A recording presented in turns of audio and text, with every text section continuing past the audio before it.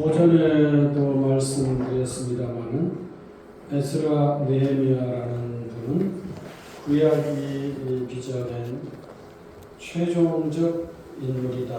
이렇게 좀 기억했으면 좋겠습니다. 연말이 다가오니까 이 끝자락에서 빛나는 인물들을 좀 함께 보면서 그것을 우리 신앙의 내용으로 삼고 싶습니다. 새벽 시간에 조금씩 묵상했던 내용들을 우리 교우들과 함께 공유하고 싶어서 에스라 느헤미야서를 이렇게 함께 보려고 합니다. 그리고 편의상 전체적인 내용은 생략하면서 그 특정 구절을 중심으로 해서 에스라서와 느헤미야서를 이렇게 보도록 하겠습니다.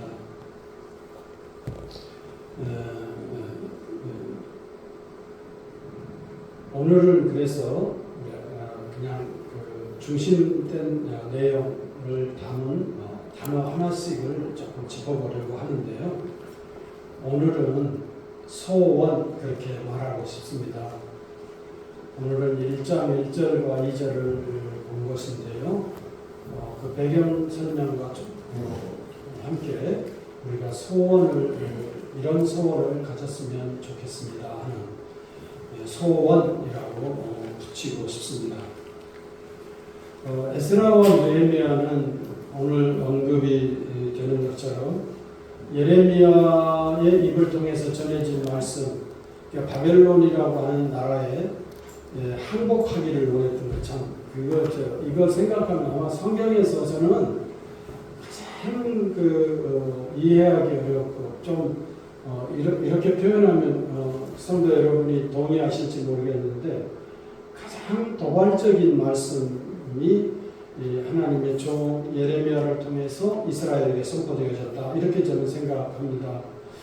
왜 도발적인가 하면 도발한다라는 말은 아주 강력하게 우리들을 이렇게 공격하듯 하는 것을 도발한다, 도발적이다 이렇게 이제 표현하지 않습니까?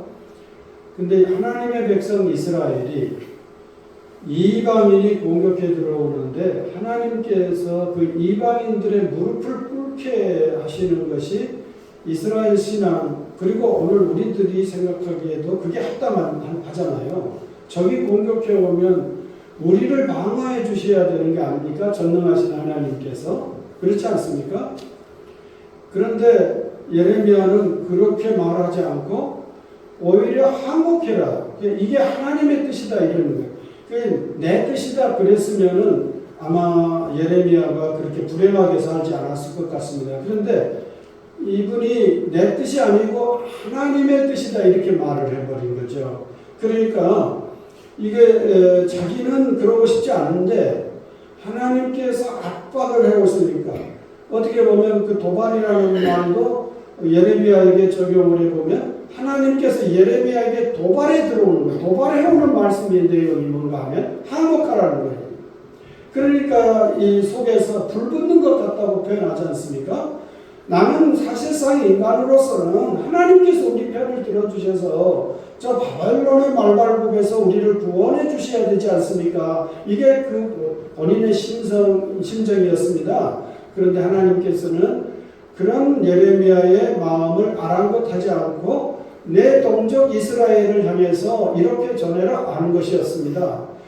그리고 예레미야는 우리가 아는 것처럼 불행한 죽음을 맞게 되었습니다.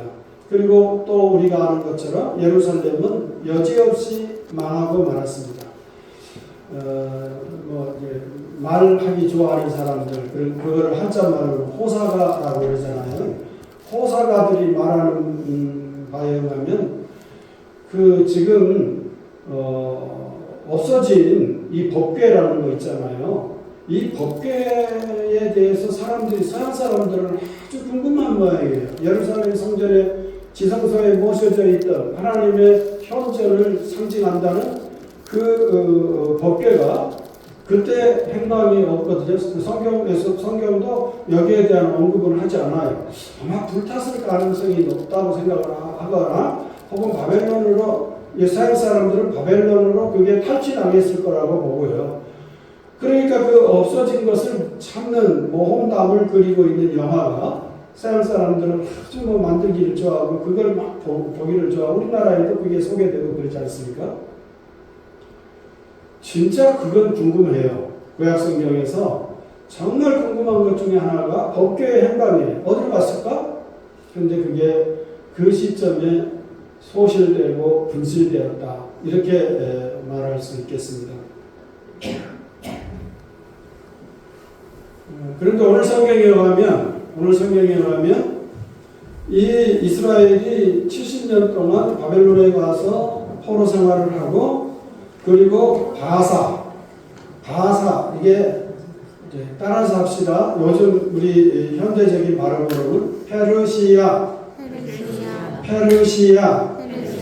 페르시아라는 말을 중국을 거쳐서 우리말로 음역을 하다 보니까 바사 이렇게 되어 있는데요. 이 강력할 것 같은 바벨론이 놀랍게도 페르시아에 굴복하고 그 페르시아 제국을 구성한 고레스, 이란 사람들, 페르시아는 오늘날의 이란입니다. 근데 이란 사람들은 고레스 왕이라고 안 하고요. 항상 고레스 대왕 그렇게 한대요.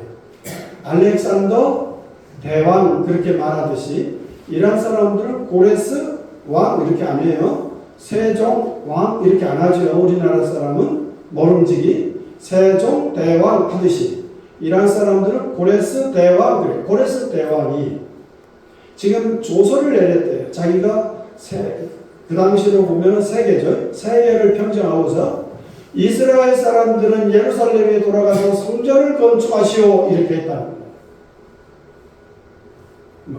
생각지도 못할 일이 벌어진 것입니다.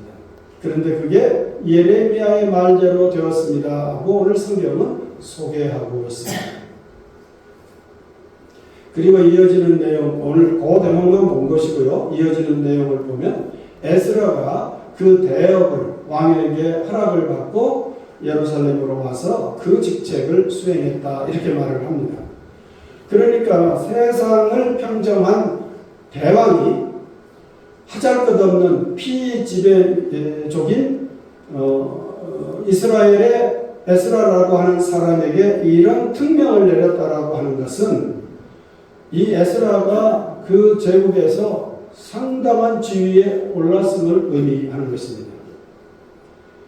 그러니까 이 에스라나 느헤미야는 비록 불행한 시기에 태어나서 불행한 역사를 두 눈으로 보며 살아갔습니다마는 적어도 그 시점에서 그들은 왕의 측근이 되었다는, 즉 성공적인 그 나름의 성공적인 삶을 살았던 사람들이다 이렇게 말할 수가 있겠습니다. 그리고요 그 제국에 이보다 더 젊은 시절에 그 제국에 그렇게 관리가 되는 것은 성공했는데 이 사람들이 이제 인생의 마무리하는 지점에 와서 더 훌륭한 사람들이 되었다. 즉 신앙의 사람이 되었다. 하나님의 일을 감당하는 사람들이 되었다. 이렇게 말할 수가 있겠습니다. 그리고 이 사람들은요 고레스 왕으로부터 그런 임무를 수여받고 그리고 그것을 끝까지 감당한 인물들이었다. 앞서서 말씀드렸던 것처럼 에스라 느헤미야는 구약 성경이 끝나는 그 끝 지점에서 하나님께 쓰임받는 인물들이었습니다. 그러니까 구약 성경이 끝나는 지점에서 자기 인생의 말년까지 최선을 다해서 하나님으로부터 쓰임을 받는 그런 대표적인 인물이었다. 이렇게 이 두 사람을 정리할 수가 있겠습니다. 그리고 여기서 우리가 지니게 되는 생각입니다. 그것은 뭐냐? 우리도 에스라처럼 느헤미야처럼 살았으면 좋겠다 라는 소원을 지니게 된다는 것입니다. 그 소원이란 다른 게 아니고 이전에도 물론 훌륭하면 더 좋습니다만은 나중이 더 훌륭하고 나중에 훌륭한 것도 좋습니다만은 끝까지 훌륭한 그런 행보를 할 수 있는 신앙생활은 참 어려운 것 같습니다. 오늘 우리 교우들이 이렇게 교회에 오셔서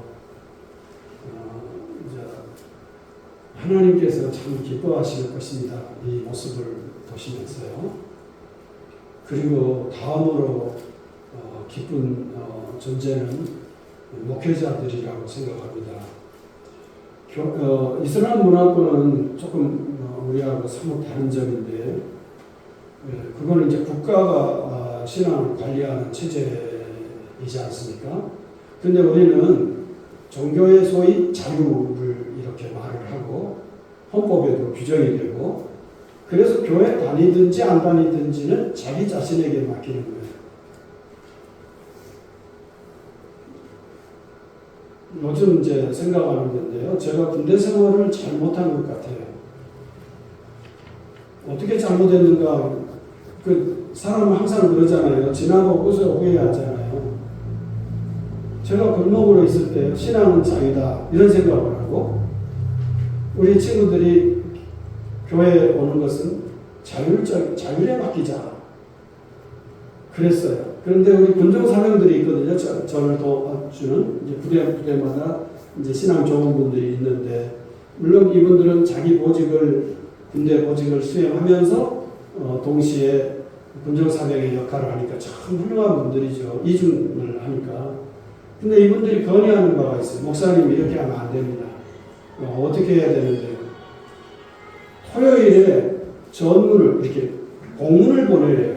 무슨 공문을 보내느냐 하면, 중대가 장로님 100명쯤 되나요? 중대가 보병 중대 100명쯤 되죠? 200명인가? 저렇게 정확하시네. 125명이래요. 그 125명 중에서 적어도 당신네 중대는 30명은 교회에 보내시오 하고 명령서를 내리라는 거예요. 그거는 이제 전화로도 할 수 있고 전문이라고 해서 이제 군대식으로 이렇게 보내거든요. 그러면 그것도 문서기 때문에 문서 처리를 해야 돼요. 그러면 당직 사는분이 야 전부 다 토요일 오후부터 쉬자. 다 집합. 연대 본부에서 연대장 명의로 30명씩 보내라고 했으니, 교회 갈 사람 그러면 몇 명 들겠어요? 한 5명 들어요. 야, 너 누구 죽는 꼴 볼래? 5명 가면 나 죽어. 월요일날 25명 나와. 그러면 계급이 낮을수록 가겠습니다. 그런데요, 제가 이 병영 생활을 안 해봤으니까 이 병영 내부의 일을 잘 몰랐던 거예요. 병영 내부에 이제 토요일날 오후부터 쉬는데요, 이 병사들께서 이 병사님들이 고참이면 지휘관보다도 더 무섭대요. 그래서 연대장 위에 뭐라고요? 병장이래요. 고참들이 이렇게 시달리는 게 너무 쉽대. 그러니까 교회 가면 괜찮잖아요. 저 교회 갈래요. 2등병부터 손 든다는 거예요. 그래서 30명 딱 채워가지고 앞으로 딱 구호 맞춰서 교회로 오는 거예요. 그러면 한 개 중대에 30명, 1개 대대에 한 100여 명, 100명씩 오면 4개 대대니까 400명이 모이는 거예요, 교회가. 근데 저는 자유롭게 하십시다 하니까 100명쯤 와요. 그리고 교회를 했어요. 나중에 돌아보니까 그 부대 살림살이가 그렇더라고요. 같이 이제 2등병부터 이렇게 쭉 진상에 이제 누워 쉬는데, 주말이니까 쉬는데, 고참이 눈 돌리는 거, 이거는 그냥 호랭이가 돌리는 것 같거든요. 그래, 거기 잠깐 벗어나야 쉬고. 그래서 교회 오면 처음부터 취침. 그럼 왜 교회 와서 좁니까? 이제 처음에 소리 질렀어요. 모르니까 제가. 그런데 나중에 경력이 붙으면서 졸더라도 교회 와서 주무십시오. 그리고 부대 방문을 하거든요. 이제 돌아보면 그렇게 했어야 돼요. 그러면 우리 교회는 꽉꽉 찼고, 그래서 아주 잘 모이는 교회라고 소문이 나면 저는 아마 장기 복무하라고 아주 지휘관이 나서서, 김 목사님 이게 좀 부대 아주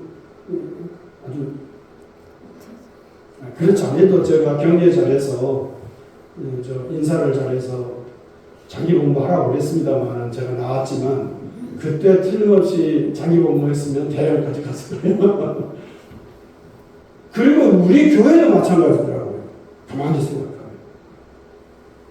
교회도요, 목사님이요, 그냥 답답하고요. 교구들이 무슨 건이라든지 무슨 이런 거 하면 두 눈을 부릅뜨고, 저 두 눈을 부릅뜨면 좀 무서워요. 부릅뜨고, 무슨 소리야! 그리고 반말도 쫙쫙 하면서, 반말을 조금 해야 돼. 의사 선생님들 반말 쫙 하잖아요. 그래. 이번에 또 진료받으러 갔는데, 저보다 알겠잖아요. 근데, 그래. 그러시오. 1년 뒤에 봅시다. 이분들 그렇게 하시대요. 물론 그렇지 않은 분들도 있죠. 목사님들은요, 반말하는 목사님들일수록 교회가 꽉 잡고, 교회 와서 예배하십시오 하면은, 예배 안 나오면, 그 교회에서 무슨 직분을 맡는다 이런 건 상상도 할 수 없어. 어떤 교회. 그런데 이상하게 그런 교회들이 있어요. 싸들고 와요. 헌금을요, 보통 많이 하는 게 아니에요. 그러면서 당신의 교회에서 인정받는 직책을 다해요. 그런 교회, 김 목사는 좀 그렇게 못하잖아요.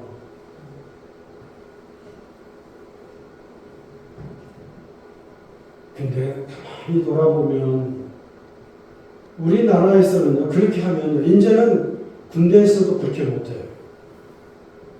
종교의 자유가 있고요. 원불교까지 이제는 군정장교를 파송할 정도가 됐습니다. 그러니까 그렇게 못해요. 자유롭게 자기가 선택해야 돼요.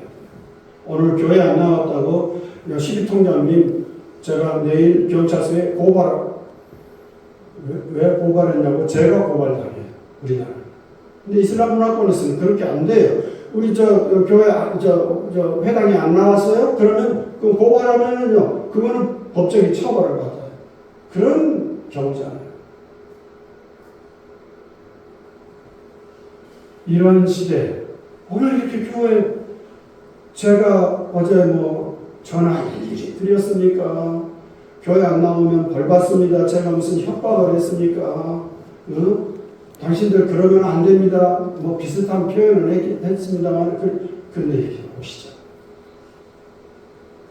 얼마나 소중한 분들인지. 근데 이 소중한 모습이요, 어느 때 무슨 순간에 어떤 변화가 생길지 몰라요. 잘 믿는 분도요, 언제 어떤 변수가 생겨서요, 그렇게 될지 몰라요. 그래서 소원이 생기더라고요. 요 구절, 우리 에스라 느헤미야를 읽으면서요, 저는 첫 번째 떠오르는 단어를 말하시오 하면 소원. 무슨 소원? 지금도 잘 믿고, 그리고 내 인생의 지점이 어느 지점일지 모르지만 그 지점에서도 여전히 주님을 믿고, 그리고 그것이 더 아름다울 수 있었습니다. 내년에 우리가 자주 부르면 좋을 찬송, 이전보다 더 주님을 사랑합니다. 그 찬송을 마음에 품고 있습니다. 앞서 말씀드렸지만 강정 집사님 이제 교회 오시지 못하겠더라고요. 추수감사절에 모셔서 그래도 같이 우리가 한 식구라는 것을 확인하고 싶어서, 그분 스스로도 좀 그렇고, 그런데 진짜로 그분이 손을 드시더라고요. 저는 목사님 오시지 마십시오. 저는 더 이상 교회에 이룰 수가 없습니다. 교회에 오시긴 오셔도 여기서 10분 이상 앉아 있을 수가 없습니다. 상당히 슬픈 마음이 집사님께서 지금 93세잖아요. 정말 장수하신 거예요. 근데 그 집안은 전체 이단 집안이더라고요. 그 조상들이 이단 집안인데, 그래서 돈을 다 탕진하는 집이에요. 그런 집에서 딱 유일하게 당신이 예수님을 영접하고 믿으면서, 그래서 하나씩 큰 집에 그 조카도 우리 교회 좀 다니셨다면서요. 지금 동북교회 권사로 계시다는데, 이제 그 자손들 중에서 차츰 믿는 분들이 늘어나면서 회복이 되고 있어요. 이 지점까지 우리 집사님 그 어려운 살림살이에서 이렇게 성장했구나. 그분의 증손인가요? 증손주들을 보고 제가 깜짝 놀랐어요. 언제 말씀드렸지만 저렇게 어린 생명이 저렇게, 어린 생명들은 다 기억력이 좋긴 하겠습니다만 저렇게 기억력이 좋나. 저 친구를 저한테 좀 주면 제가 히브리어를 가르쳐가지고 성경을 다 암기하게 하는 성경의 사람이 되게, 진짜 그런 욕심이 있거든요. 그리고 어린애들이 그 남매를 두셨던데, 어린애들이요 찬송을 부르는데, 어린이 100명도는 이렇게 갇힌 곳이라서 그런지는 모르겠습니다만 어린이 찬송을 부르는 게 아니라 어른 찬송을 부르는데요. 7살짜리가 그 딸의 아이가 얼마나 어른 찬송을 잘 부르는지. 그래서 한턱 쐈습니다. 강정 집사님을 흉내냈어요. 강정 집사님은 우리 교회에서 유일한 것 같아요. 애들 오면, 누구네 집에 애들 오면 교회에서 한 1,000원짜리든 좋지. 근데 그건 배울 필요가 있어요. 자신. 저도 못했어요. 그런데 이번에 톡! 남편한테 주었습니다. 얼마를 줬을까요? 1,000원을 줬을까요? 5만원을 줬습니다. 딱 줬습니다. 근데 아깝지 않더라고요. 뭐 부모들은 깜짝 놀라죠. 목사가 5만원씩 주니까. 그렇게 욕심이 나더라고요. 그 기억력이. 한 존재가 예수님을 영접하고 이렇게 후손들과 함께 살아갈 수 있구나. 그런데 본인은 정작 교회에 올 수 없구나. 그래서 소원을 지니게 됩니다. 우리의 끝이 지점에서 내가 더 훌륭한 그리스도인이 될 수 있었습니다. 나이가 먹을수록 신앙의 연륜이 더해갈수록 내가 더 훌륭한 그리스도인이 될 수 있었습니다. 그 모델이 누굽니까? 그러면 에스라, 느헤미야. 성경의 끝책에 나오는 이 두 인물. 이들은 젊은 시절에 제국에서 성공한 사람들이었어요. 그런데 그 마지막 인생의 말년에 그들은 예루살렘에 돌아와서 그 역할을 감당하는 훌륭한 사람들이 되었습니다. 우리는 이런 내용들을 기억하면서 하나님께서 놀랍게도 세상을 바꾸셨고, 그리고 주님의 종들을 끝까지 써주셔서 우리에게도 이런 신앙적 소원을 지니게 하시는 주님을 찬미한다는 의미에서 우리 찬송가 582장을 골라봤습니다.